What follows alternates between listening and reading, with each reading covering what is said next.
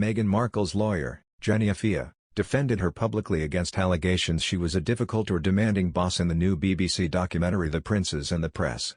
She stated that the claims were just not true, and a spokesperson for the Sussexes branded the allegation a calculated smear campaign. The Princes and the Press explored the fractured relationship between Princes Harry and William and the press, in what will be a two-part series. The NBC royal correspondent Neil Sean said the documentary included the very thorny and delicate subject about the ongoing bullying claims from ex-staff that worked alongside the former royals, the Duke and Duchess of Sussex during their time at Frogmore Cottage and Kensington Palace. He continued, "Now it's interesting because the BBC wheeled out the lawyer from Shillings, which is a very big law firm here in London, and they brought this particular lady out who was very glamorous. She was only on really for about 20 seconds to claim that all the bullying claims were totally false. There was no other side on that, there was no other person interviewed about that particular segment. There were some royal reporters who were acting on sources that they couldn't reveal, as is always the case, but why would you simply bring out the lawyer for Harry and Meghan? Just seems stupid. For the lawyer to appear on television, she would have had to get that cleared by the Duke and Duchess of Sussex for her to get his side of the story across. It didn't really serve any purpose other than stoking the fire once again."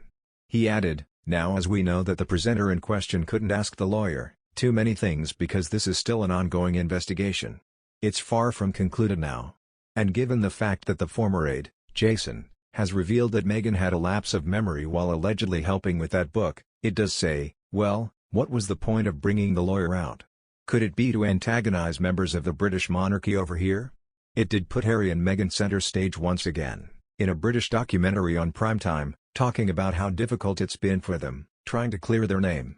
The case will be done in due course, and we're not sure of the outcome yet. As I say, it's still very much an active, ongoing case.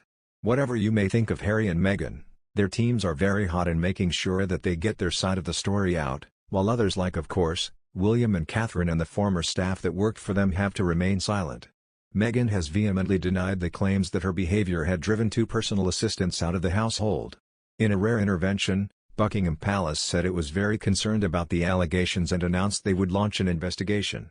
Supporters of the Sussexes, who last year took a step back from the firm and moved to the US, have taken to Twitter to defend the couple and express their frustration.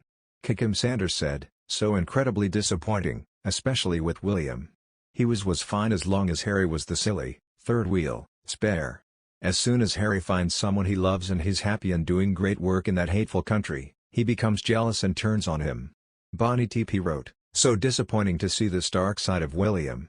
One user, under the name @MissRev, posted, "The truth is finally being spoken out loud to the British public who've been fed lies upon lies about Meghan and Harry from Kensington Palace to the UK media."